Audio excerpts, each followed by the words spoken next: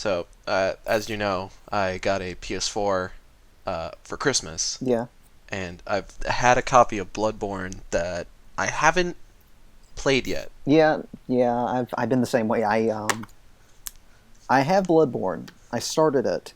I've been meaning to get back to it, but it's just again, I have a backlog I want to get through, and then I think maybe in the coming months I'll resume Bloodborne. I really like it. It's really Uh, tough. It's a lot of trial and error. it's a Souls game, Yeah. and it's just like Bloodborne. Bloodborne was one of those games that I really wanted a PS4 Yeah. for, and I had bought it before I had ever even gotten a PS4. So Oh, I so don't you know. got the copy first. And Yeah, I got a physical copy first. I did more or less the same thing with buying JoJo on the PSN store. yeah. But I've been playing JoJo more often because JoJo doesn't intimidate me quite as much. I feel you. That's kind of been me with like playing a lot of games that aren't Bloodborne lately. Where I am gonna play Bloodborne, but I'm just like whenever I get to it, I'm like, yeah, you know. And then some of my friends like Bucks is like, Lou, when are you gonna stream Bloodborne again? I'm like, I'm gonna do it, but I mean, Yeah, no, do it. no, I'm gonna do it, but it's just like, I'm gonna uh, start playing Bloodborne so that I can get to a point where we can co-op in Bloodborne. I don't know how that works exactly. I haven't really done a whole lot of Souls co-op outside of some bosses in Dark Souls 3, yeah. but I'm gonna figure it out, and Please do. I'm gonna invade you, and I'm gonna kill you. You invade me, I'm gonna kill your I dude. fucking end you, son. End you right down the middle. It's one of those things where because the other thing I got was like I was telling you earlier, I got Dragon Quest Builders and I got Final Fantasy 15, and then the other game I got for Christmas was and I haven't started it yet, but is Dragon Ball Fusions because I heard that was actually really pretty fun. I just find the whole censorship thing with it because I don't know if you heard that for some They reason got sticks. they got sticks. Yeah, well, you enjoy your weeb games. I damn well do. I'm the guy who's probably going to be importing a Super Robot Wars game next year in janky Hong Kong English because that's where they're getting it in English. No, it's been a good year for games, and obviously the number one is going to be next month with RE7, so Hmm? that's going to be neat, and I'm going to probably just go all out with that.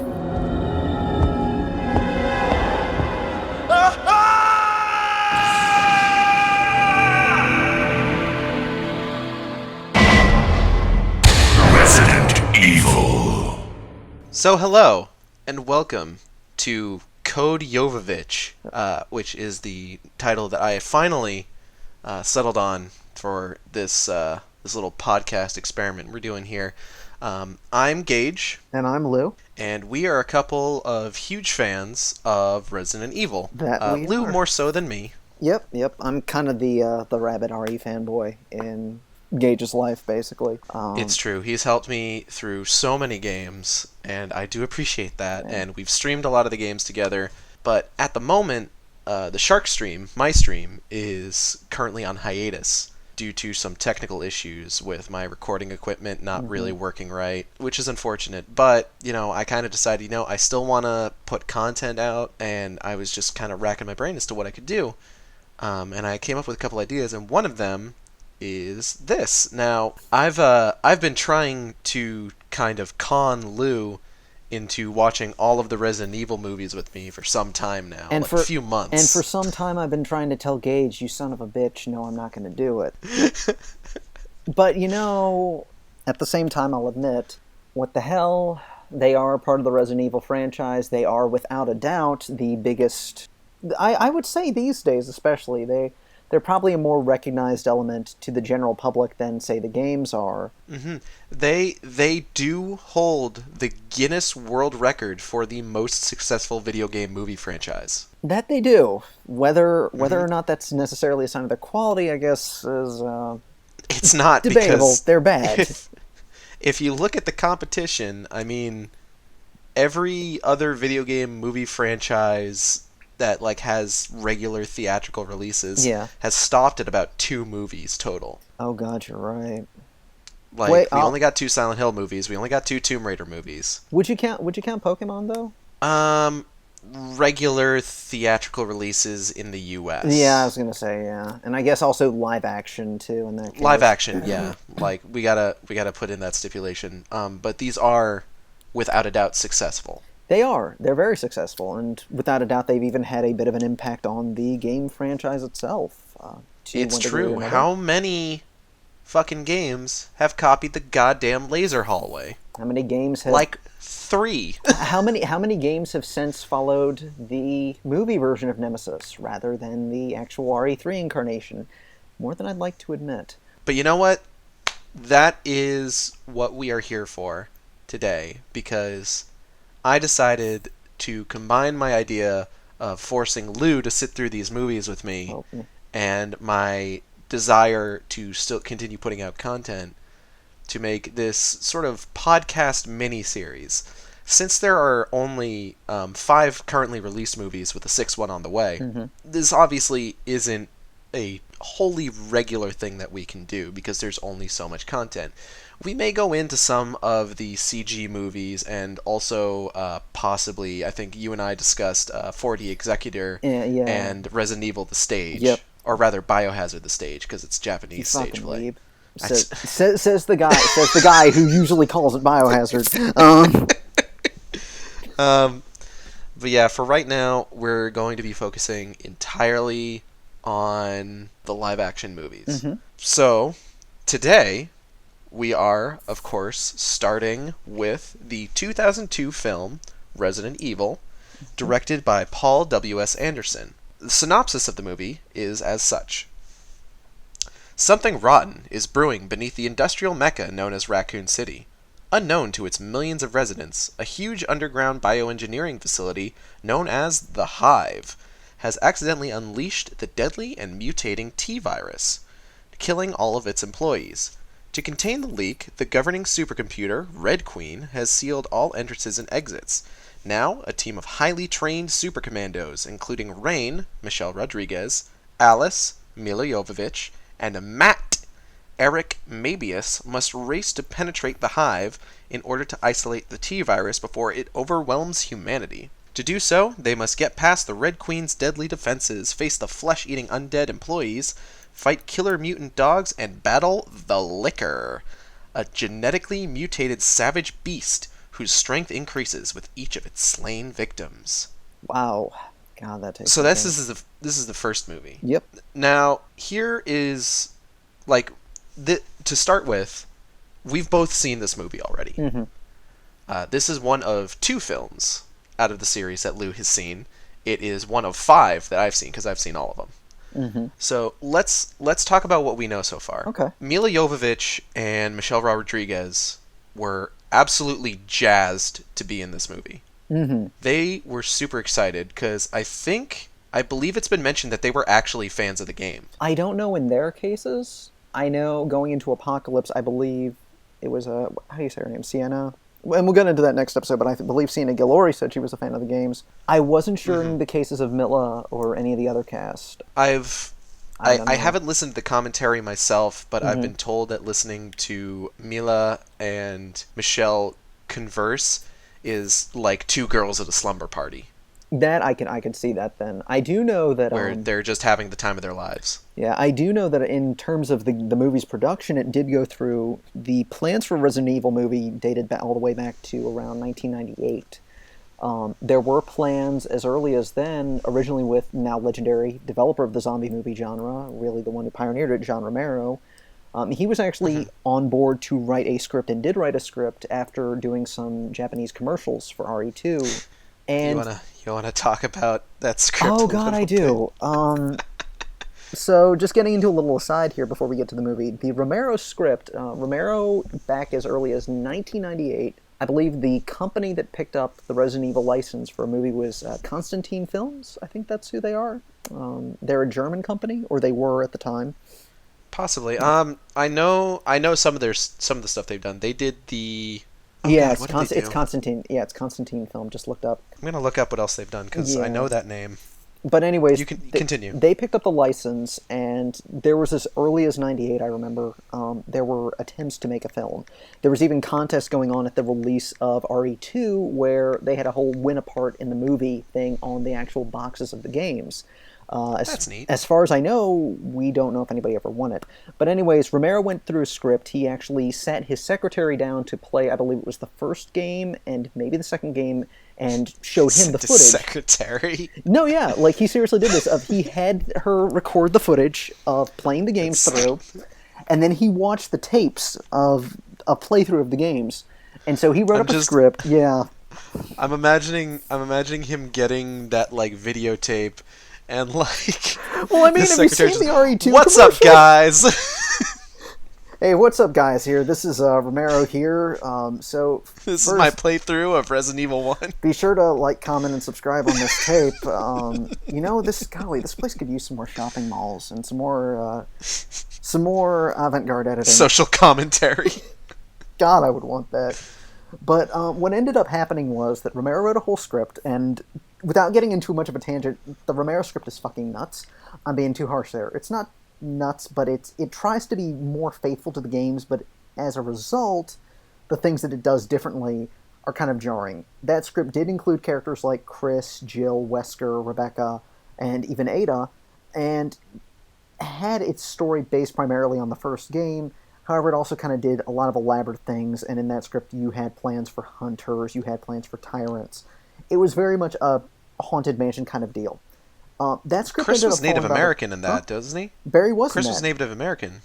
Chris was part Native American. Barry was black. There were a few other characters, I believe, by the names of like LaGuardia and some other ones. And also, I remember that Chris and Jill were lovers, and like they are normally. Yeah, OTP.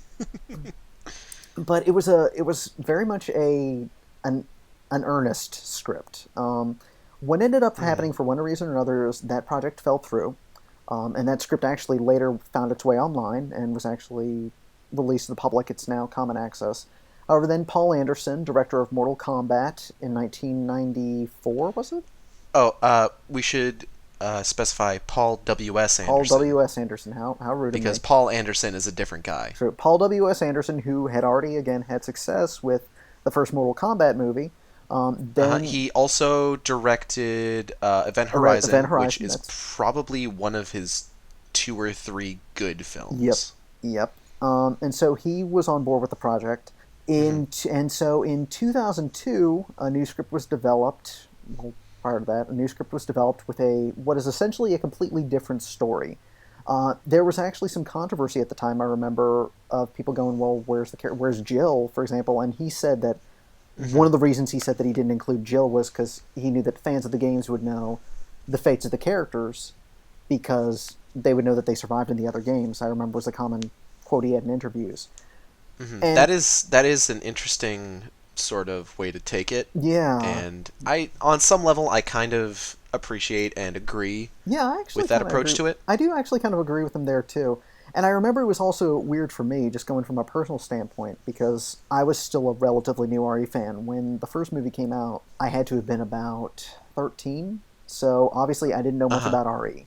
I didn't know much about the franchise, so I was reading all this stuff and just going, okay, well, some of this doesn't sound like what I've heard of before, like this thing of a hive and a computer. But yeah, so the computer has since been added into canon. It did. It was indeed. It was added. Red Queen was added to Umbrella Chronicles. Yeah, and I think she is in the what's the mode in raid mode. Resident Evil Revelations 2? Yes, she is in the raid mode. Raid mode? Yeah. Yeah, Alex actually has. Alex mentions having the Red Queen computer backup. Though, yeah. So the movie came out, and I didn't actually see it for a few years later. Obviously, number one, because it was rated R. I wasn't able to see it then. Number two, I kept hearing it wasn't very good. So when I got into the franchise, it was around... You know what? I think I did see this movie right before I really got into the franchise. I did see it on TV or something. So I was familiar with it. And we'll go into more, I guess, thoughts of comparing now and then. When I saw it then, I was like... I was kind of a chicken. I didn't watch all of it because I was bad with horror movies. Right. But yeah, it ended up being a huge hit. I know that I know most of the plot because I remember a lot of the plot from when I watched it, and I did actually see it Hmm. again in college. Yeah. So So for me, oh, sorry. so go ahead. So yeah, it's a case of I remember the plot pretty well. I know like the ending scene I can always remember, but there's a Right. lot of the in between. And actually, I think the very start of the movie, I don't think I've ever seen fully the introduction of the film. So for me, I had seen clips of this movie because my dad would just kind of put things on the TV just as like background noise, and he would just kind of watch them mindlessly, which Hmm. I picked that up as his son. So sometimes like that would be on like cable, and he'd be watching that. So I would catch clips here and there every so often. I got into the movies before I got into the games, just Hmm. because I was never really able to get into the games very well until very Hmm. recently, like the last few years. Just because my first interaction with the games was probably Resident Evil 4, and at that time I wasn't willing to learn the control scheme. That changed quickly. Really, that changed very quickly, and now Resident Evil 4 is one of my favorite survival horror games of all time Hmm. because it's great. But I really got into the movies around the time that I think Extinction had come out, Hmm. and I had gotten the first and second movies on DVD, and got Extinction when that came out on DVD. For a while, those were the only three I had seen. And then it was around the time that I got my own Blu-ray player that I decided, you know what, fucking the final chapter isn't going to be out for like 2 years. I might as well just go ahead and get the box set of all five movies because the box set had everything come in like individual cases anyway, so it's like what the fuck ever. Hmm. So I am most familiar with Resident Evil Apocalypse, and Resident Evil Extinction, Hmm. just because those were the first three I had, and those were the ones I watched the most. Like I would say, I think I mentioned this to you. I've seen the first one and the second one like 10 times probably, because I enjoyed them. I enjoyed them, and I know, God, I wanna say, when did RE0 come out? Zero was 2002. It was about Zero was 6 months. I think 2002. it was about 6 months after the remake came out. Actually, no, scratch that. It was like 8 months. But yeah. All right, so RE0 and this movie were being developed around the same time, Hmm. and are both intended to be sort of like independent prequels to the first game. Like, let me Yeah, I was Paul gonna W.S. say. Anderson's entire sort of thought process going into this movie was, we want to explore what led this mansion to be infested with zombies. Oh, I see. That was like his intent. Hmm. So this movie isn't quite so much an adaptation of RE1 as it is meant to be a prequel to it. I see. I see. But in addition to that, like, I gotta point out how it's so weird that the adaptations of the two major survival horror franchises have essentially had a first movie that was somehow connected to the first game, and then a second movie that was somehow connected to the third game. Yeah, That it Silent is Hill weird. and Yeah, Resident Evil, they did pretty much the exact same thing. they did. You're right. Actually, now that you think about it, they both kind of they did. They kind of skipped the second game. Oh yeah. So what are we expecting from this movie, would you say? I'm expecting to still enjoy it. I like this movie. I think it's I wouldn't say it's good. It's serviceable. It has a lot of really good moments, and in the grander scope of the movie series, it's the best one. Yeah, So I'm expecting to enjoy it, personally. yeah. In my case, I'm expecting. I'm not expecting a good movie. I'll be very blunt there. I'm not expecting a good film. What I am expecting, if anything, is that I'm going into this knowing it's not going to be doing the universe that I basically know and love, which would be the game timeline, the game universe. Hmm. But I'm expecting at least, excuse me, I'm expecting at least for lack of a better word, for like to put it bluntly, I'm expecting kind of a dumb fun time, if anything. Hmm. I'm not expecting quality filmmaking. I'm not expecting even anything great, but I'm expecting at least something I can sit there and watch and at least enjoy for trying to be something different, something that was kind of doing its own thing. And so I'm Hmm. expecting nothing super complicated. I'm just expecting, hey, I'm going to watch this film. It's probably not it's not going to be the best thing I've ever seen. It's not even going to be particularly good, but it's at least a fun way to just kill some time and watch something. Yeah, basically, there is you what I'm go. expecting. We're we're not going to get into the real shit until much later in Yeah. January. Yeah. Well, we're gonna get into some shit with the apocalypse, and that's gonna be a mess. Apocalypse, not so much. I still kind of like Well, Apocalypse, but well, we'll get into that's that. for We'll get into next that for week. next That's for time as next to why week. I say that. Yeah. For now, though, we're going to sign off. Hmm. Go watch the movie, and then we will be right back. Okay. So catch you on the flip side, folks. No! Don't go!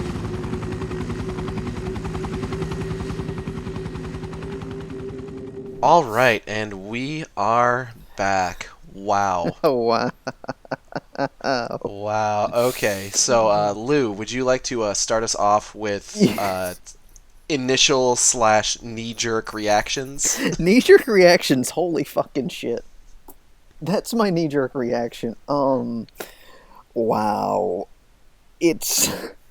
I knew going in, like I said, going in, I knew it wasn't going to be a good movie, and it's still not. It's stupid. I did actually like parts of it. Was it better than you expected or remembered it being? No, it was actually. I'm going to be honest. It was worse than I remembered it being. um, I'm just going to be very blunt there. It was worse than I remembered it being. Oh man. Despite that, there are still parts of it I like, but it's a bad movie. It's a dumb fun. It's stupid fun though. When I'm watching it with you, like I was cracking up.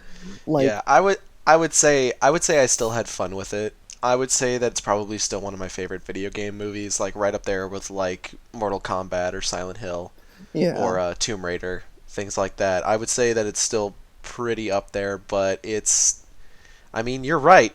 It's not a good movie. It's pretty goofy at times. The CG really shows its age. the dialogue is it's something. We're now kind of, I would say that we're now getting into the era of filmmaking like these days where CG isn't going to show its age as much as the years go on. Agreed. And like I wouldn't say that like any old movie that uses CG necessarily has CG that shows its age. Jurassic Park still looks amazing. Yeah, Jurassic Park still is. I mean, if we're talking even while it's more fairly recent these days, like you look at maybe say the earlier Marvel films, like your Iron Man one. That's what? That's like almost 10 years. That'll be 10 years old as of next year. I mean, it still looks good. Something like that still looks good. I think it's a way that I usually look at it with CG personally is there are those who use CG as almost as like not a tool, but as like something where they're A crutch. as a crutch, yeah, or either as a crutch or they kind of use it as like a toy. And those who actually try to use it as a tool to make something imaginative, and again, I might be talking out my ass here, but it's those cases of sometimes where using it to a point where it's like you have the technology, but maybe you don't have it where you could really make it something super detailed, especially, and we were talking about this just going into, I guess as an aside, we were going into this as the movie went along. I was trying to remember what the budget was like on this movie. And I looked it up. The movie, the first Resident Evil movie, its budget is only about $35 million. So that's not a very high budget at all for this No, kind I of a believe film. I believe I compared it to District 9, where District Nine's budget's only like 30 million. So this movie had a higher budget than District 9, and when District 9 was made, CG District 9 looks amazing. Oh yeah, Like it straight still up, that's looks one of really really good. it's still really good, but like we had made so many advancements in CG animation and rendering by that point that it wasn't necessarily difficult for that to look good. And I would absolutely agree there. I would say that this movie didn't have an absurd amount of CG. It doesn't. I will admit that. It has some cosmetic CG for some of the zombies, which Some of the dogs too, with the for some of the dogs as well, which doesn't necessarily always look great. yeah. But it's not overkill. I would say whether or not they went with a hunter or a licker, they needed some bigger monster Absolutely. to be kind of a threat, Yeah. to be like an ultimate threat. Yeah. And those were never going to look good no matter how you did them. They would have needed to use CG at that point, and if they didn't, it was always going to look like a goofy puppet. And that's the thing. And going back to the Romero script, I think that's part of when you read the Romero script, they were trying so much with doing that with because the Romero script, you had hunters, you had a tyrant, you had all these. I think you had even the Yawn and Plant 42 were going to be in the Romero script. So basically, it was packed to the brim with just about every boss. Hell, the Neptune was going to be in the Romero script. So you had, yeah. I just remember we got to the point in the movie where they walk past the flooded lab and Lou's first line when we hit that scene was, "They could have put a Neptune in here." I'm sorry, they could have. Okay, look. There were no sharks in that lab. But look, you had water. You had water. You got water. It's Resident That's Evil. all you need. You have water. It's Resident Evil. What do you need? You put a fucking shark in there. I'm just saying, it doesn't need to make sense. You put the fucking shark in there. Put the fucking shark. You put that shark in there. It's like I was kind of laughing though, because even when I was a kid, when I saw that scene, I was like, isn't there a shark in the games? I don't know. Is there a shark? Will a shark show up? There's a lady in there. There's no shark. When I saw this movie, I knew next to nothing about the games. I had no idea what was in the first one. I just knew, oh, there's zombies. Mm-hmm. Oh, and so I'm like, okay, there's zombies in this movie. What the fuck is this? What the fuck is that thing? I gotta say, going on to the liquor, since we're on the topic of the liquor, one thing I had not remembered was that at first it actually does look like it does in the games. I will say, going off the CG stuff, the liquor design at first actually looks really good. Like, it actually looks like the design you had in 2. Where it gets a little weird, and we're going to be all over the place, I know, with this part is just our discussions, but the part that cracks me up is the explanation of the liquor, of, number one... The super liquor? A super liquor... Well, number one of the liquor, how it's made of injecting the T-virus directly into tissue. And we talked about this during the movie, about how that explanation comes after they show a scientist injecting the T-virus directly into a test rabbit, which, for whatever reason, in my mind, always ended up connecting as, oh, lickers are mutated bunny rabbits. Okay, that makes sense. Peter Rabbit gonna kill a bitch. Here come Peter Cottontail.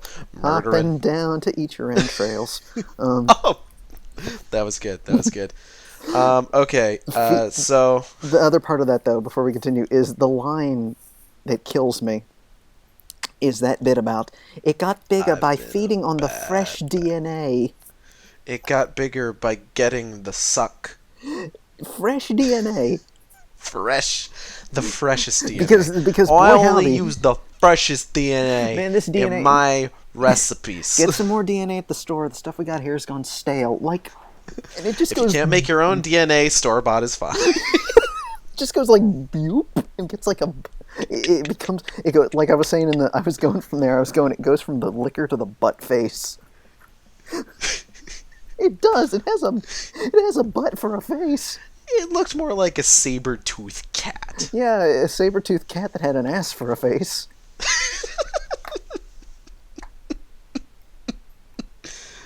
Oh man. Oh, okay, so let's run through the plot overview of this movie. Okay. So, movie opens on a explanation of what the Umbrella Corporation is. They do like pharmaceutical stuff, but behind the scenes, or it's pharmaceutical computer technology. They say they're one of the things is they say they're like one of the biggest corporations in the world because they handle computer tech.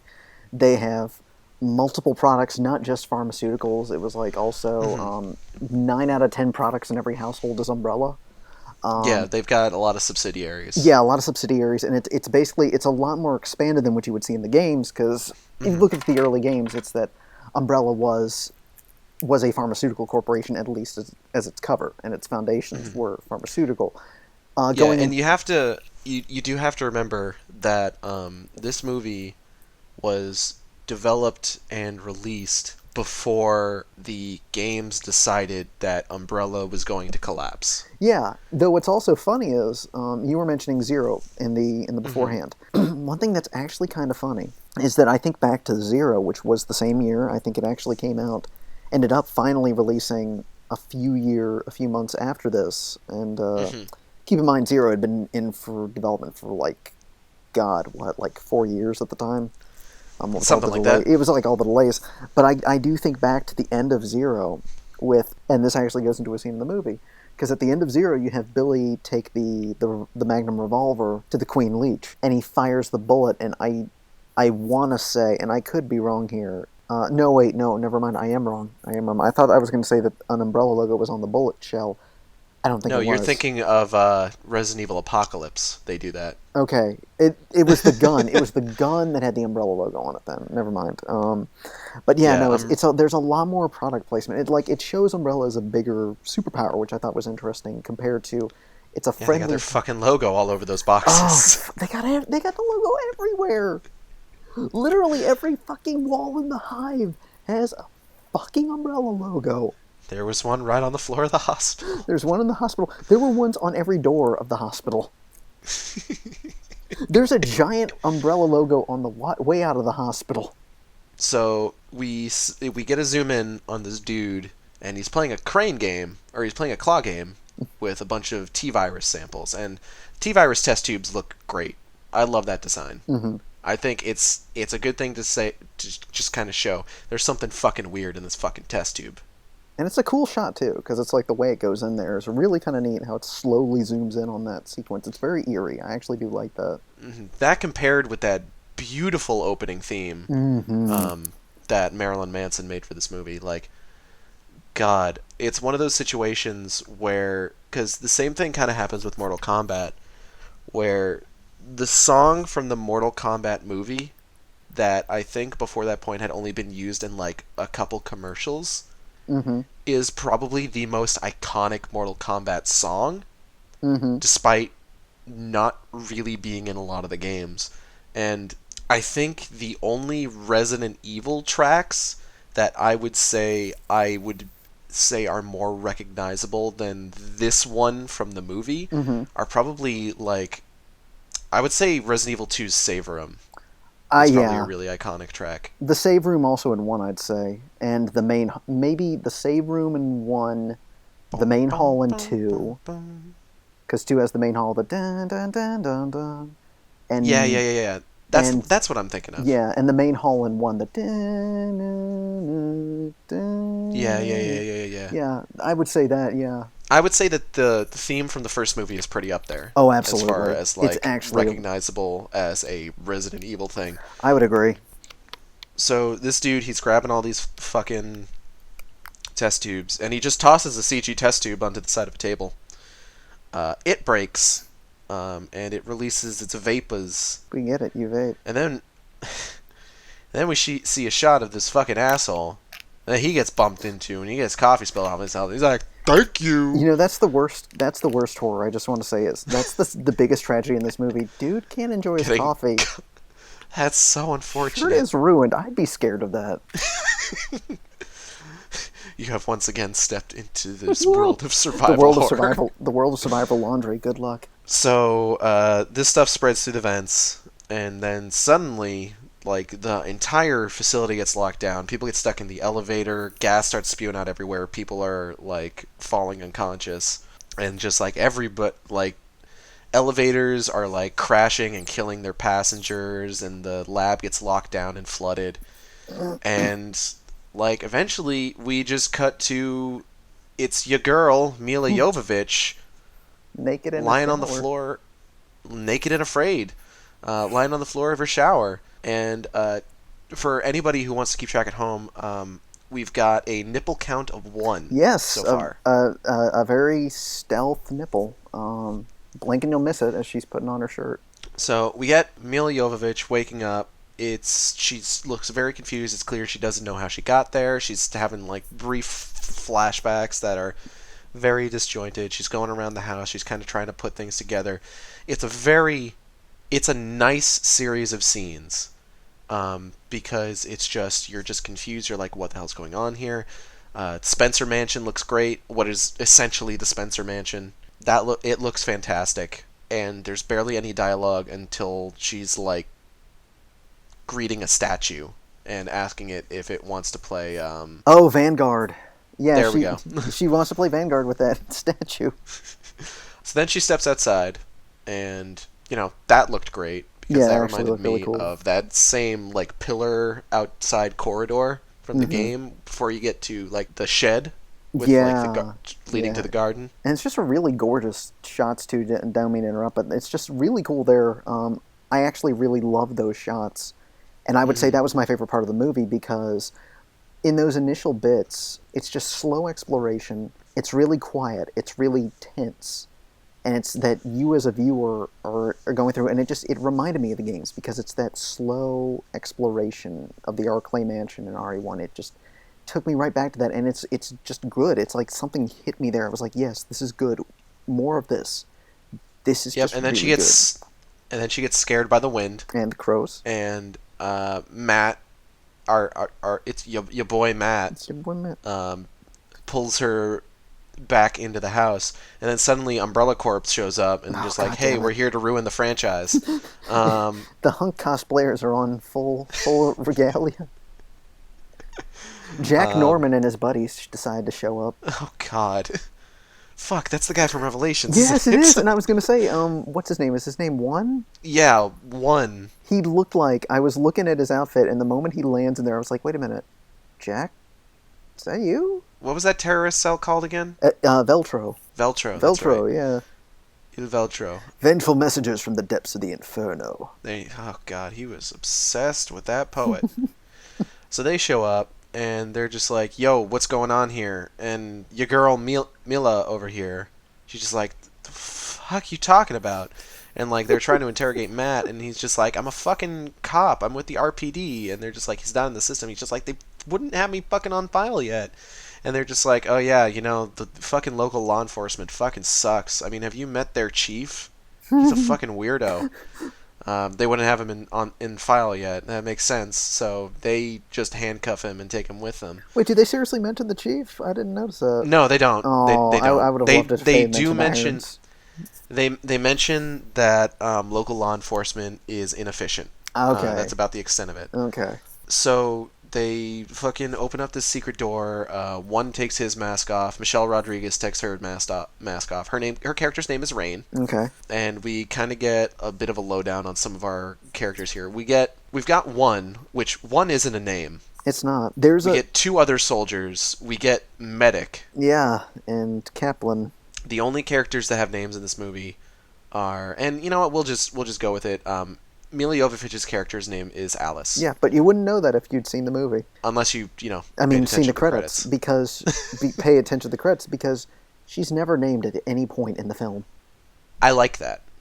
I genuinely like that. You do? Because I mean, it's like I don't know. It almost feels like a mistake. Like you would kind of want to know the character's name to kind of get a little bit more connected to them. Like, but I'm gonna be honest. I think that's a really cool part of the film because I've seen other movies where like you never get the names of any of the characters.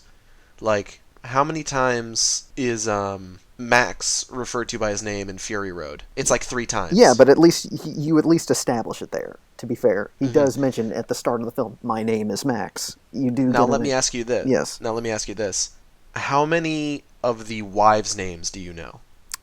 Furiosa. Well, Furiosa was an imperator, not a true, wife. true. I don't know them, but here's the difference here, though.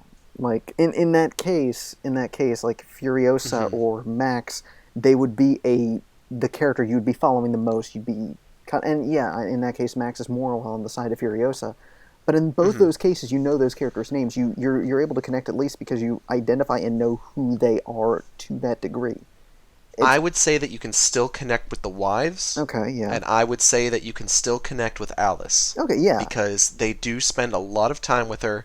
They establish her as a character. They just don't give her a name. Okay, and that's fair. That is fair. And I'm okay with that simply because her character has memory loss throughout most of the film. Yeah, and in my case, I'm just more of a stickler for that because I'm of the type that would be like, I would feel like it would be make sense to have the main character identified from the start.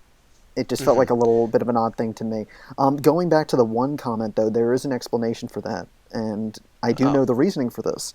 In Hmm. an earlier draft of the script, the characters were not referred to by their names. Kaplan and whatnot, they were not. They referred to by like numbers 1 through 12 or something like that.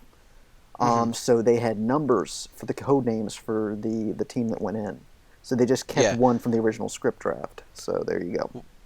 Well, what I would be getting at is like because we've got Alice, we've got Spence, Hmm. Matt, Rain, Kaplan, One, and JD. Hmm. Five of these characters will make it a good portion of the way through the movie, That is true. Yeah. Oh and they're boy. the five that actually have full names. I just realized you're right. One and Medic aren't going to make it. JD might make it most of the way, but he's only referred to by initials, so he's not going to make it the whole way He'll through. make it halfway through. Eh, Yeah, eh. more or less. See, it's funny because wordplay. He wasn't the one that got cut in half. He was the one that got eaten Who by was the one who zombies. got cut in half? I couldn't remember his He name. didn't have a name. Oh God. I don't think he ever got a I'm name. just gonna call him Tofu.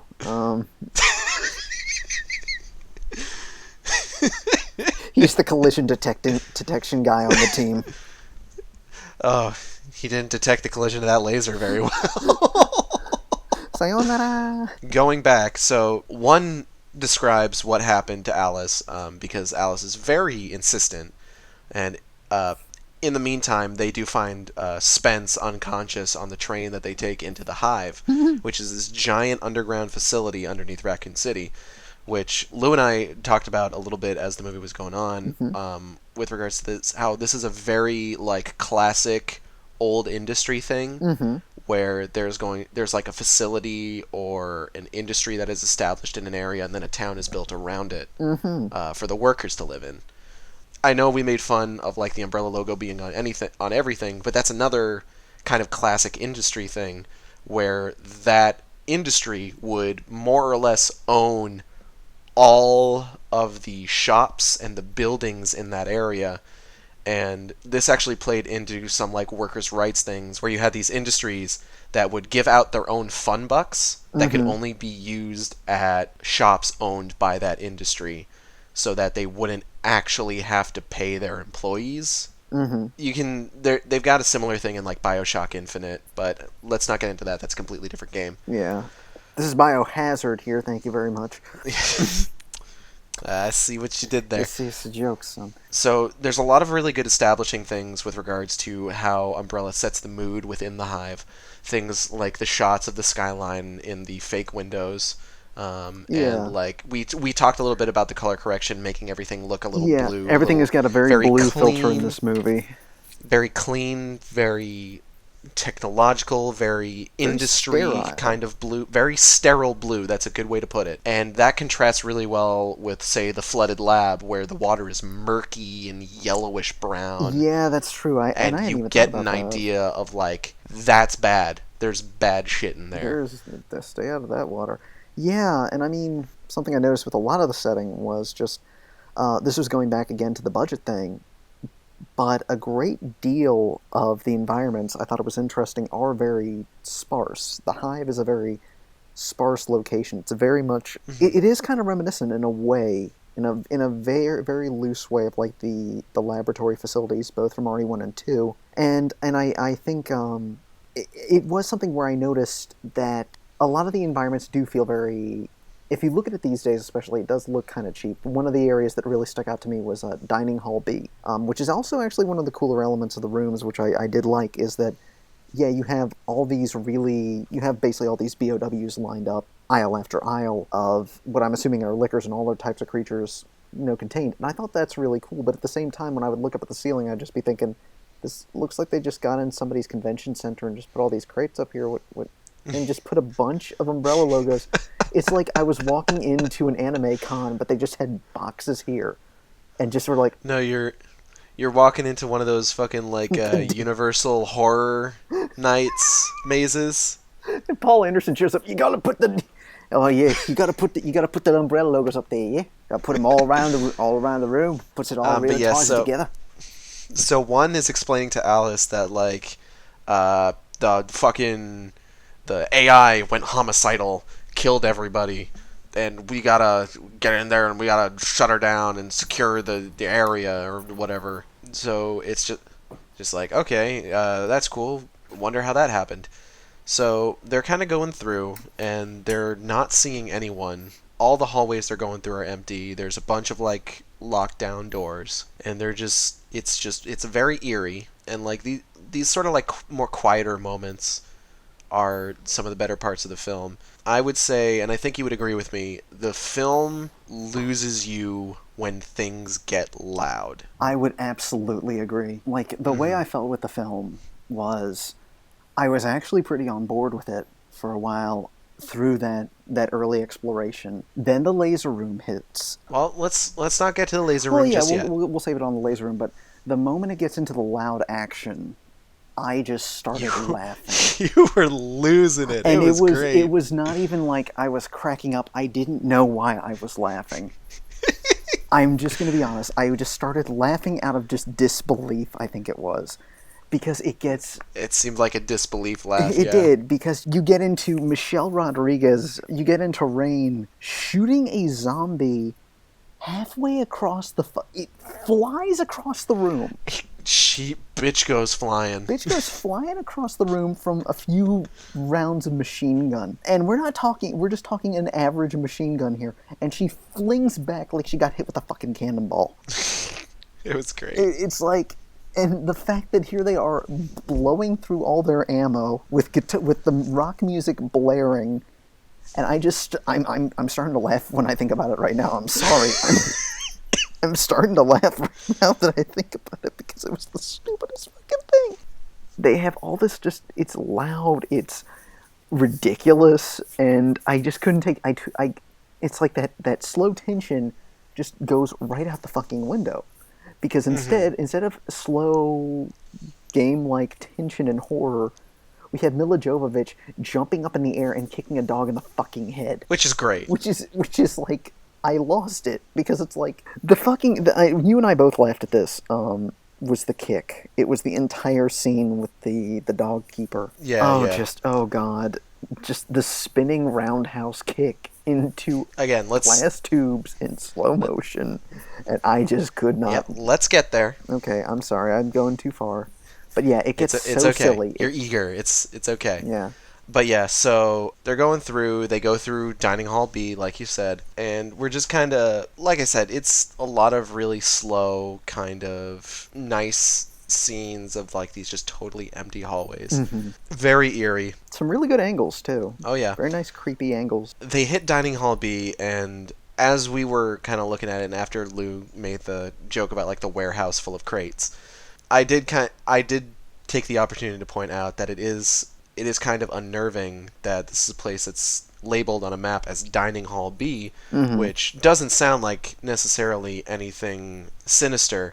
But then you get in there, and there are these, like, fucking refrigerators full of flesh tangles. It's just like, this doesn't sound... And they pointed out, it's just like, what the fuck is this place? And he's just like, it's listed here on the map as Dining Hall B, and it's just like, that is legitimately kind of unnerving. So that was really good. At that point, they split up. I think Rain, JD, and Matt stay behind. They do, yeah. While Kaplan, Alice, Spence, and the rest of the crew move on to go take out the Red Queen. And we reach one of the, I would say, probably one of the more iconic sequences in the film. So iconic that I believe it's been redone about 3 times in the games, 2 of which I can name off the top of my head, being RE4 and RE6.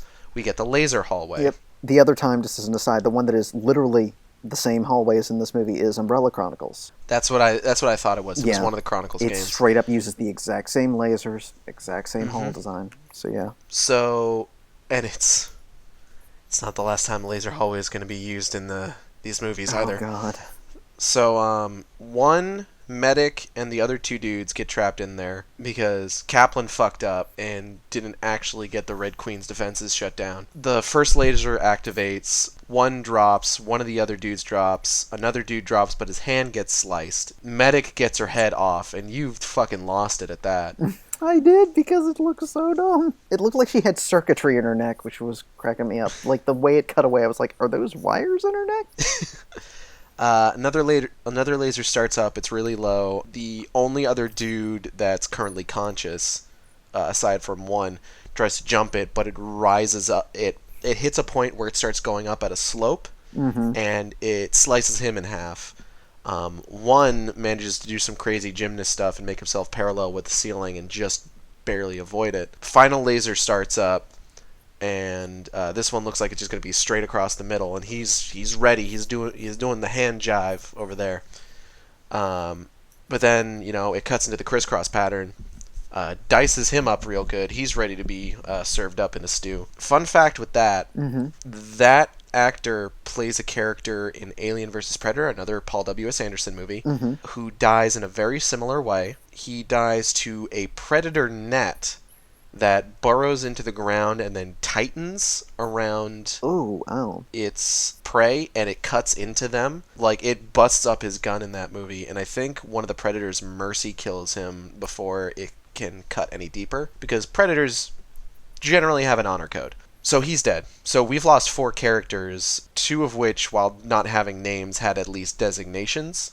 We've lost 4 characters in the span of maybe 2.5 minutes. Yeah, all in the laser room. Yeah, and Kaplan's not feeling good about it, but they push onward. They get into the Red Queen. Red Queen looks like shit in this movie. Awful. Doesn't look nearly as hilarious as she's going to look in Retribution. Trust me. It's just bad at this point. It's bad. It looks so dumb. Okay, so the best way to describe how she looks in Retribution. Do you remember? You saw Lord of the Rings, right? Yes. So you remember when Galadriel goes nuts? It has been many years. Is he the old king who's kind of like possessed? No, Galadriel is the elf queen. Okay, oh, she goes like big, tall, and dark. All shall love me in despair kind of thing. I vaguely remember. Yeah. Do you remember like how she looked for that, where she had this like weird Dark aura or something like that? shitty blue aura just all over her skin? I kind of remember that, yeah. Oh, God. Red Queen in Retribution is that, but red. Oh, fuck. It looks even worse. Fuck. Anyways, so moving on. Red Queen, she's this little girl. Kaplan mentions, oh, she's modeled after the head of research's daughter or something, who we will meet in the next movie, fun fact. Mm-hmm. And she gives her whole, you're all going to die down here. And it's just like, Neck that's... jerks to the side in the worst manner possible. Looked like a rubber chicken turning its head. It really did. They shut her down. We get a montage of all these doors opening up, and then we get one of my favorite sequences in the film where it just shows empty hallways, but you can see shadows and reflections on the wall because something has been freed and something is moving around. That is one of my favorite parts of the film. It's one of the things that I remember the most fondly. This is immediately followed up by the silliest gunfight in the world that had Lou cracking up the whole time just because of how dumb it was. Oh, yeah. But I mentioned this while we were watching that. Kudos to the movie for hiring dancers for the zombies. This is something that a lot of movies like this will do. They'll hire dancers to play zombies or monsters because dancers can control their body very well. The Silent Hill movie did it for Pyramid Head, the janitor, the armless man, great children, nurses, all them. One of the dancers that they hired could actually dislocate his ankle, and he used that in the movie, so, fucking props to that guy. In the whole, madness of this, Kaplan, Alice, and Spence come back after Rain has already been bitten by a zombie, but doesn't know that she doesn't really know that she's been bitten by a zombie yet. All she knows is she's been bitten by a crazy person. Which is always how this shit works. Guy's a maniac. Why'd he bite me? So, shit goes nuts. In the confusion, JT fucking dies. But Kaplan, a infected Rain, Alice, Spence, and Matt all get out. Alice and Matt kind of go off on their own while Spence goes off with Kaplan and Rain. But then Matt separates himself from Alice because he has an agenda. Fucking Kaplan, Rain, and Spence head down to the Red Queen's little room there, the bodies of the other Umbrella Corps are missing, which you pointed out is kind of meant to be like an homage to the fact that when you Yeah. leave a room and go back to a room in the first Resident Evil, the bodies disappear. Yeah, that Which was that was the intended homage, and which I think is kind of okay. cool. I It's like okay. that. I like that. Meanwhile, Matt has fucked off to an office area where he's digging through some files, looking at papers, getting scared by big dudes. Alice is fucked off to some other room where she finds a bunch of empty dog cages. And we get zombie dogs. Straight, and they're straight out of the first game. They look pretty good, in my opinion. Like, I thought that was a pretty good scene all around. It's certainly not the last time we're gonna get zombie dogs. There are far more to come. We never get any zombie cats. I've noticed. Oh, we kind of did. When did we get a zombie cat? Outbreak had zombie lions. Outbreak? Fucking really? Yes, Outbreak has a zombie lion as one of the bosses in File 2. That's hilarious. Anyways. Mm-hmm. So she also finds a zombie of a security guard or something. She grabs his gun, shoots a bunch of dogs, kicks one in the face. It's hilarious. This is after doing like a fucking spinning roundhouse to that Yeah. zombie with the gun. With techno blaring the whole time, might I add. Yep. Meanwhile, Matt off in the office area meets up with his zombie sister, and and Alice saves him from her, and he explains to Alice that he and his sister were going to fucking blow the whole operation wide open because obviously Umbrella was doing some shady stuff. Yeah, And as such, they decided, we got someone on the inside. We're gonna get all the proof to shut Umbrella down. And then things went bad. And yeah, things went really bad. And then that's when she's like, "But I did it. I remember. I remember That was little me. thing. It was kind of good. I did that. I know people. I know viruses." So then they go and meet up with the rest of them, and they're just like, fuck, how are we gonna get out of here? We're surrounded by zombies. So they're just like, we need to reconnect the Red Queen, and they do, and the Red Queen's just like, yo, they're fucking zombies. Here's how zombies work. It's so fucking frustrating. Oh God, can you get into that more? Because I mean, I wasn't Well, getting as much as you, and you. I couldn't fully decipher what she was saying. Also, it was just like I was like, wait, so she's talking about like the human body survives a little bit after death or something like that. It's different from how the virus works in the game, basically. So the Red Queen's explanation of how the T-virus works is that it capitalizes on this notion that there is still a spark of life in the human body long after death. And she cites the actually outdated and untrue notion that hair and nails continue growing after death, which doesn't actually happen. What actually happens there is that as you decompose, all the fleshy, meaty stuff starts getting like tighter and receding. Like rigor mortis? So it only, not rigor mortis, but like decomposition. Okay, yeah, I get what Like, you mean. Then. you Yeah. lose like how the body mass. loses moisture and mass. Yeah. Yeah, and as such, like, your skin shrivels up, and that makes it appear like your hair is growing, but what's just happening is you've got, like, less actual body mass. So that's an actually outdated notion. Then she also says there's a spark of life left in the brain Thanks, that Optimus. it capitalizes on. And it's enough for the T-virus to reanimate the body, but the reanimated bodies only have the very basic of needs, the need to feed. Oh God, I forgot. Fuck, I forgot That's about a that line. line. That was a line. The need to feed. Oh God, that stupid ass line. So, Oh, and then she's just like, if you get bit or you get scratched, you're gonna be a zombie. And Rain's just like, I ain't got no scratches. I don't know what that is. Rain's just like, fuck, man. I ain't know what that shit So, is. they go into the sewer level. There's a bunch more zombies. Kaplan gets bit. They get separated from him. He has a really nice scene where it seems like he's going to kill himself so that the zombies don't eat him. Then he's just like, no, fuck that. You guys have to work for your meal. That was And actually that a was line. a I actually kind that of was like a that good- line. You better work. For that was a your good meal. line. That was a good line. So Rain's not doing very well. She blows all of her chunks. Yeah, that was that. Fun fact: that was totally actually not in the script. They just got Michelle Rodriguez out of her trailer. after a night of her being Michelle Rodriguez. She was off on a bender. It was what happened in Lost before what happened in Lost. So Alice, Spence, Matt, and Rain are just kind of wandering through the hallways trying to get out. And then Alice has a flashback to working at Umbrella, and she's just like, "Oh shit, there's an antivirus, which is the green one." Fun fact. Yeah, and when we get another Alice in Wonderland reference, because like you were mentioning earlier, oh look, a white rabbit. See, I didn't even make that connection. I made it as you were talking about the rabbit. I was like, wait. So she's like, "Oh hey, there's a cure," and Rain is just like, "Okay, that's cool." So they go into the lab and it's not there, and Alice is like, "Fuck, it's not here." And then Spence suddenly has this weird flashback, and I'm gonna make an attempt to explain Spence's motivation Because I didn't get this at all. So Spence's motivation seems to be that despite the fact that he and Alice's marriage is a sham and was only designed as cover so that they could safeguard that particular entrance to the hive under the Spencer estate. Also, I want to point out Spence. Oh, God. Spencer Mansion. Oh, God damn it. Ah. Oh, God damn Anyways. it. Try harder t-shirt.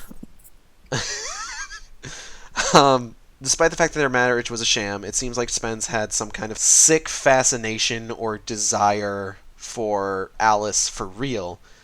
Because we get that scene of them fucking hardcore. And he had overheard Alice's rendezvous with Matt's sister because Alice was their contact on the inside. Yeah. He was going to help them blow the whole thing wide open. And Spence's motivation was that people like Matt and Lisa, who was Matt's sister. Mm-hmm. Oh, fuck. I'm getting confused too. Don't worry. I didn't know the whole time. No, going. this is a different kind of oh fuck. Okay, so you know how The Simpsons are technically based on Matt Groening's real family? Yes. He has a sister named Lisa. Fuck. Matt and Lisa. Fuck. I don't think that's the connection that's meant to be made there. Fuck. But it. Barney, you want some virus before you go to bed? Okay, so I bet he Umbrella's was got a just great like- dental plan. Lisa needs braces. Dental plan. people. Spence's motivation is that people like Matt and people like Lisa, these people who think that they can beat Umbrella within the system, are never going to change anything. You need to beat Umbrella outside the system. That's why I made everything worse. And that's why I stole the T-virus, because you know how much this shit goes for on the black market? Alice, you and I could fucking live like kings. And Alice was just like, you fucking killed You so many people. dumbass. You absolute goddamn dumbass. And then there's a really great moment where a zombie rises out of the water, which is initially very goofy, but this is a really great moment where Alice, Matt, and Rain all make this silent, unspoken pact to not tell Spence about the zombie sneaking up behind him. You also get one of the best lines of one of the best deliveries after the zombie sneaks up and bites him of back the fuck off, which is fucking. And then when he leaves, he's like, I'm missing you already. Oh, And shuts the God. door. We get a legitimately great line with Rain saying, your boyfriend's a real asshole. That was actually a good. One. That was good. actually one of the few lines. That was like really good. I'm just gonna say it as an aside. The acting is not great. We can get into that later, but that was actually one of the better lines in there. I will absolutely admit. Yeah. We then get the Licker, who has been kind of skulking around for most of the movie, but attacks Spence when Spence is trying to inject himself with the antivirus on the train platform, and feeds on fresh I DNA. hate that so much. And it mutates into the Super Licker, who according to Lou, has a butt Yeah, he face. is a butt face. I'm sorry, he's a total butt face. So the Super Licker shows up outside the lab, tries to bust through a window, and just overall menaces the main characters. And then Kaplan shows up after fucking destroying the Red Queen, who wasn't allowing Alice and the rest of them to leave the room unless they killed Rain. Mm-hmm. And Kaplan's just like, bitch wouldn't open the door, so I had to fry her. And it's just like, yeah, okay. I'm not gonna miss her. She's been a bad girl. I've been a Bad girl. bad girl. I like that delivery. I liked Oh, that. So they fuck off to the train platform. Spence is a zombie. Alice fucking murders him. They get on the train and they start making their way out. They inject Kaplan. They inject Rain, both with the antivirus. It seems like Rain's not going to make it at first, but then she's just like, no, I'm fine, for real. Then the super liquor shows up, kills Kaplan, manages to give Matt a few really deep cuts, and they have a moment. There's a really good moment where like the camera's spinning around and like the super liquor's fucking up the outside of the train.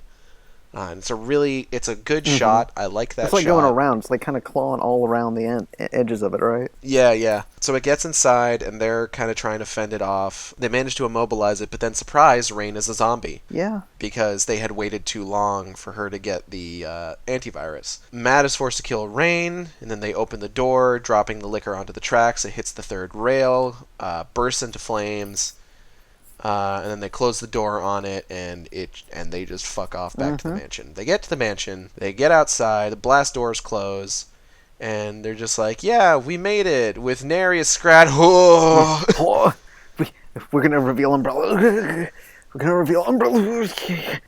Matt's just like, this house is filled with terrible demons. Ouch. Not just a poison snake. It's a monster. Suddenly, all these fucking doctors show up, one of which is meant to be the film version of William Birkin, in his only appearance in the series. Played so by far. Jason Isaacs, which will become relevant later. Yes, he No. was. He was. Yes, you're right. I'm thinking of something else. So he's played by Jason Isaacs, which does, you're right, become relevant later. And they grab Matt, and his line is, I want him in the Nemesis program. He's mutating. Because guess what the next movie is going to have? It's the Nemesis. Oh, you see, here I thought it was going to be Torres Mendez from 4. Damn. Fuck, I wish. No, we're not gonna be getting any Plaga until at least the 5th movie. So fucking Alice also gets conked out, and he's just like, we're gonna run mad experiments on her, yo. And then she wakes up in a hospital, and she picks the card reader to unlock the door after yanking out a bunch of what are no doubt really important IV needles out of her body. Out of her skull. Out of her skull. That one looked like it yeah. hurt. Ow. Oof. So she gets the fuck out of there wearing her hospital gown that's just 2 sheets of paper. And she gets outside, and we get these really nice shots of a really kind of fucked up street and a really nice kind of pulling out shot of just a whole wrecked street. And just, it's totally empty outside of like all the wrecks and everything. And she's just standing there with a fucking shotgun. And the movie ends, setting up the next film. So we've kind of started to get into this a little bit, but what we liked, there was good stuff in the beginning of the movie. There was good stuff kind of towards the ends of the movie that I think we both feel really kind of captured that spirit Absolutely. of the game. I think that that's like I was mentioning earlier, that slower exploration you get at the start is really good. A lot of that tension, and it's when it's being quiet, when there isn't the loud music blaring, when there isn't like the over the top action. And let me just say as an aside, I don't hate action in Resident Evil. I have never hated action in Resident Evil to an extent. As the games and the movies kind of emphasize the action over it, yeah, it got over much. But there is always going to be an element of action, and tense action is good in Resident Evil, good in survival horror, good in this franchise. It's when it gets over the top and when it's overblown and when it just gets silly is when I like in that gunfight when you can't hear people's voices over the fucking soundtrack. People's voices, rock music is playing, and they're just blowing all their ammo around everywhere. That's not the kind of action I look for. It's like when you're in a corner and having to, check how many and be careful with every shot you take. Like kind of like the shot with when Kaplan's getting cornered. Scenes like that are good for action. Scenes like that where he's got one bullet left and he's got to decide what it's for. That's the kind of stuff I like.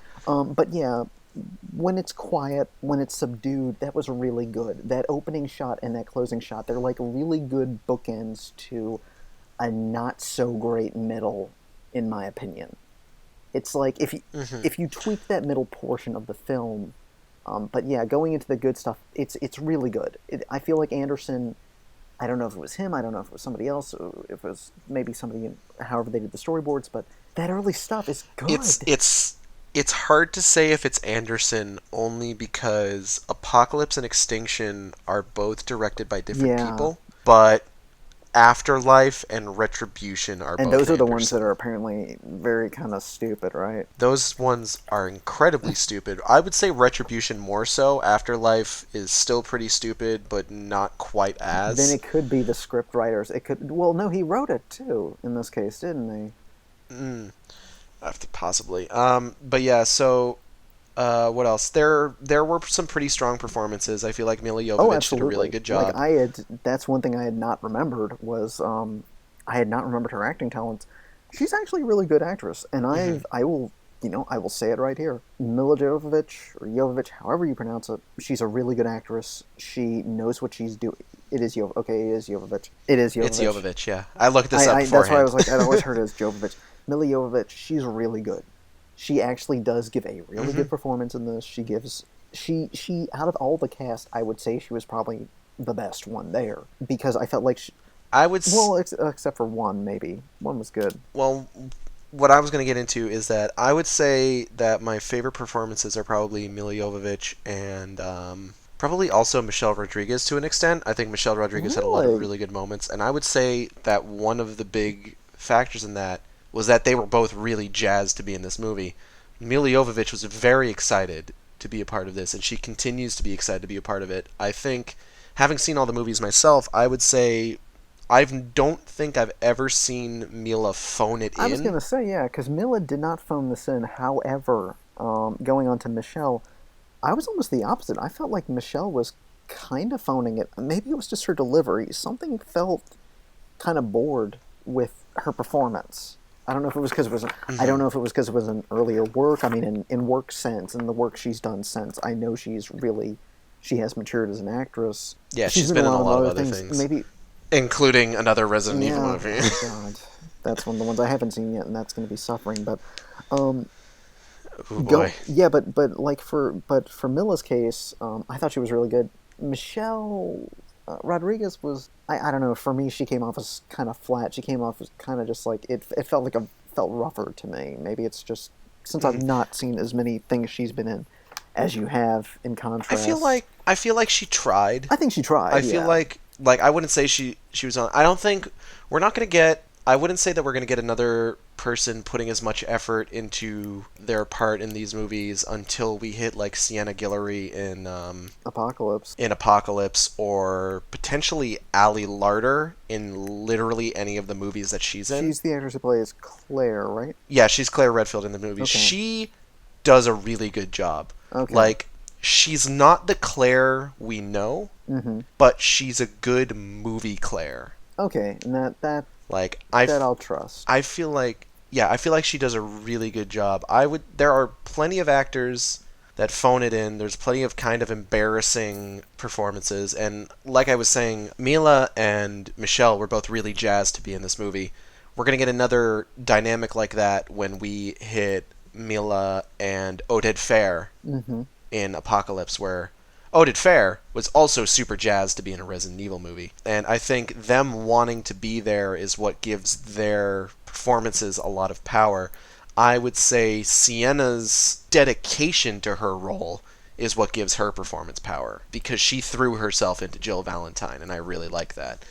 But moving on from that, things that I would change. Script was rough, Oh and the God, script yeah, is only going to get rougher. There was yeah. some direction on some of the actors that some of the actors probably could have used better direction. I would say Matt's actor just kind of looked confused all the time. I think you described it really well, where he looks at everything as though he's looking at a really good He sandwich. did. There's a scene where he's looking at Milla, and it looks like he's looking at a grilled cheese.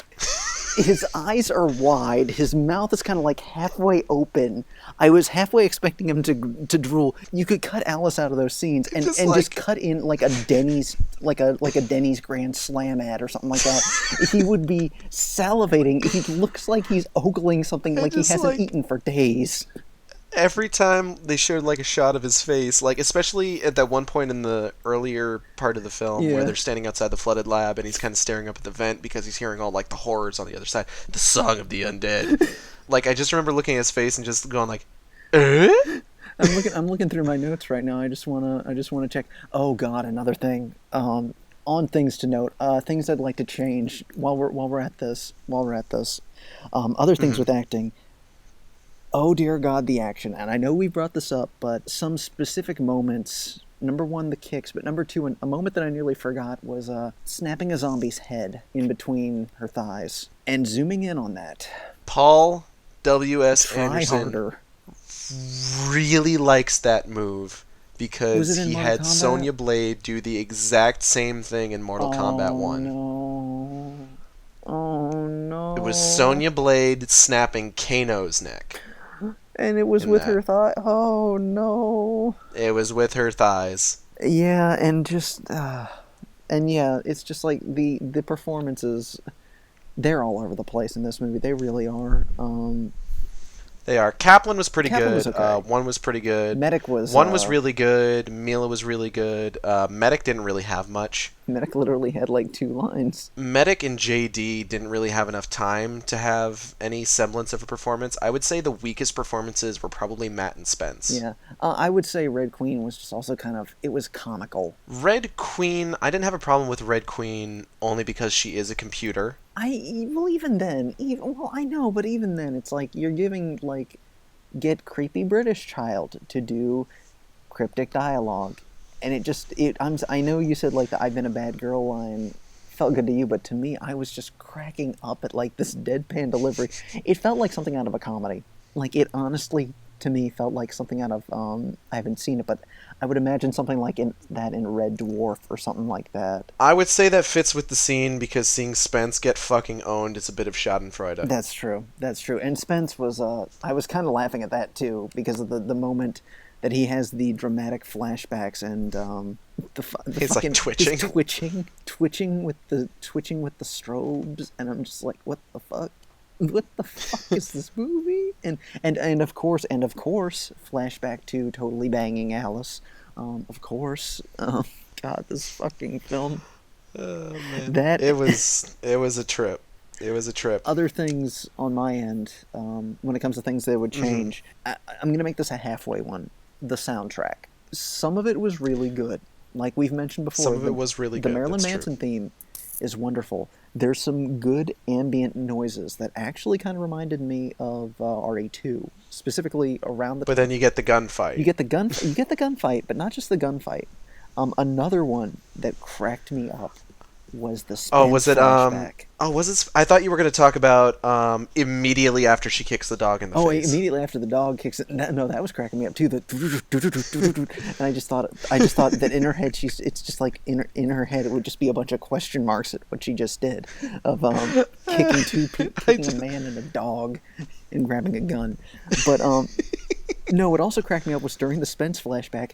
You've got her meeting up with it's Matt, Lisa. right? No, she was meeting with Lisa. Meeting with Lisa, Matt's sister. But then you've got Spence in the back with the microphone, and in the back you hear. I'm just like, you don't need this intense techno for him fucking recording a conversation. Come on, he's not going to take a shot out of a mic. It's a gun. I mean, it's a mic, not a directional. You know what I mean? Fuck you. Hmm. So it's like some of it was good, but other times I was like, turn Hmm. it down. It's too loud, or it felt like they were trying to do an action movie rather than a horror movie, or an action horror movie in Yeah, this yeah. case. As far as things that I would change, I know I explained his motivations, but I would say making Spence's motivations a little bit more clear probably would have helped Yeah. because we don't really get any sense of him having any sort of like obsession with Alice outside of the fact that they had a fake marriage and they slept together that one time. We don't really get any sort of sense that he's a greedy asshole other than the fact that he's just like, you know how much it goes for in the black market? It's just like you've shown literally no inclination to greed throughout this entire movie. Yeah. Now that you mention it, yeah. Oh God. So I would say making his, just from a narrative standpoint, making his motivations a little bit more clear. Talked about like the direction of some of the characters with like how there were some kind of weak performances. There's really not too much else. Like Yeah. there's probably going to be more that we're going to say, oh, we would rather have it changed to this, like, as we go on with the series, because these movies do get progressively worse. There is one thing. Did we already mention? Well, we already mentioned kinda the element of that half the characters die off in the laser room. But I think that's also something I would definitely change. You've got a horror franchise here known for monsters and zombies. The predominant amount of deaths in this game, in this movie, are by a computer's defense system. I wouldn't say that. Well, there are 4 deaths by monsters. okay. All right. In that case, that's fair. It kind of evened out, but... Yeah, Kaplan dies to the super liquor. Spence dies to the liquor. Rain succumbs to her But if you think bites. about it... JD dies by zombie. But if you think about it, all those are near the end of the film. So you get front-loaded with the start of the film, you get early in the film, you get kills, and then at the end of the film, it's like the rest get kind of picked off of, whoop, well, we had one death in the middle there with JD. Oh, no, we had 2 there. Because we had Spence. So it's like, I would have maybe liked a few more in the middle to kind of slowly have them picked off, if you know what I mean. I do think we did discuss this during the film, and my takeaway from that was that the Red Queen is willing to murder people to keep the place locked down. What could be so dangerous that she's willing to kill people? You know what? That's true. That's true. That's kind of my takeaway from it. But, like, I do get it. I think making the most lethal thing in the movie a laser hallway really kind of takes away from the horror of the zombies themselves. Yeah. Where the only people that the zombies actually technically claimed were JD and Rain. Mm-hmm. Because the liquor got 3 of them. Yeah, it did. Old butt face. No, it was 2. Old butt No. face got him. Yeah? No, because it ate 2. the guy. It ate. It ate Spence and it got Kaplan. Yeah. It No, scratched didn't eat Matt, it didn't eat but Matt's Spence. not It dead didn't eat yet. Spence, because Spence then turned into a zombie. It ripped him out of the train. Okay, true. No, No, well, Spence- no. 'cause Spence It did was- kill. They find Spence. He tried to inject the antivirus. Alice finds him and lops his head off. Yeah, I'm counting succumbing to zombification as death. Oh, okay. That's fair. Because otherwise, we'd be counting Rain as being shot in the head, JD as being shot in the head. But yeah, so I definitely agree with you on that front, where most of the deaths in this movie are laser-induced. So it downplays the threat of the zombies a little bit. It does, yeah. Not that the zombies are any less of a threat. There's a lot of them, and they're pouring out of every fucking crevice. And apparently just kind of spawning in the locations with no... Like, zombies aren't quiet. Like, They're not. the movie establishes this, and yet hordes of them sneak up in that sewer level scene. Yeah. So don't that's notice, another they thing don't notice them you should literally maybe down change. the fucking hall. Those zombies are right behind us, so get moving. Zoinks. Blah! That was actually another good scene. I remember you mentioned too. One actually, again, going back to some of the good cinematography, is the bit where they shut the Red Queen down, and you see everything unlock. You can see just vaguely. You can see the little silhouettes of zombies going by. Like, it's super That's vague. one of my but favorite I like scenes in the that. movie. I actually like that, and also I like that because some of those angles were very reminiscent of the early games with those kind of static camera shots, which I really, really liked. I would have, honestly, that's another thing I would have changed. I probably would have done more static camera angles to sort of evoke the feeling of the game. Same, because we do get a few. We do get a few of Alice Yeah, we walking. mentioned this. We got one of those during the scene just before we get the scene with the dogs, and I mentioned that it's kind of similar, or rather, it's what I want is more in line with what the Silent Hill movie did with its first couple scenes in Silent Hill itself, where they rip camera angles directly out of the game. Yeah. For like some of those sequences as we get the first shift to the other world. So I would have liked more of those. I feel like obviously you don't need to shoot the entire movie with static camera angles, but like I feel like scenes with them kind of moving through the hive, like you can obviously use more dynamic cameras for like more actiony scenes, or closer in cameras for more personal scenes, but I think like actually just kind of moving through the hive, I think I would have liked more static camera angles. But yeah, that's about all I can think of. You got anything else? Just in general, one other thing I did notice at the end was I do want to mention there was actually a Romero reference at the end of the movie. Oh yeah, the Dead Walk. newspaper. Yeah, the Dead Walk. I did actually, and also that was another thing that I thought was a nice touch is that ending shot. There were a few little nods to the games, and one of them was, and I did like those. So one of the ones I also did like was just that little shot because there was even some little attention to detail. I felt like with the cop cars were modeled, if I recall, right after the ones that you see in RE3 actually. So I thought that was neat. And yeah, Yeah. again, like final thoughts are it's still not a good movie. It's a good movie. I'd say like you and me watching it, I had a fun time doing that. It's a good movie to get together. You can get Hmm. some laughs out of it, and there are some good elements in there. There's There's stuff to like. stuff to It's like. not the worst thing I've ever seen.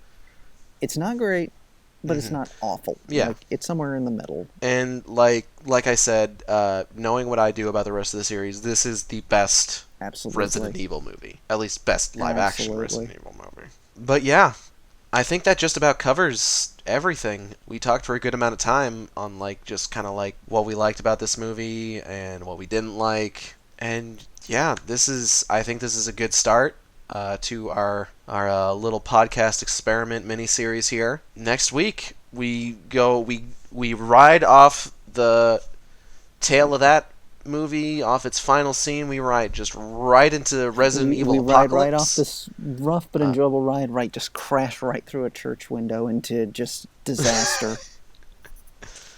on a motorcycle Oh, oh, because apparently oh that's what the people want. no!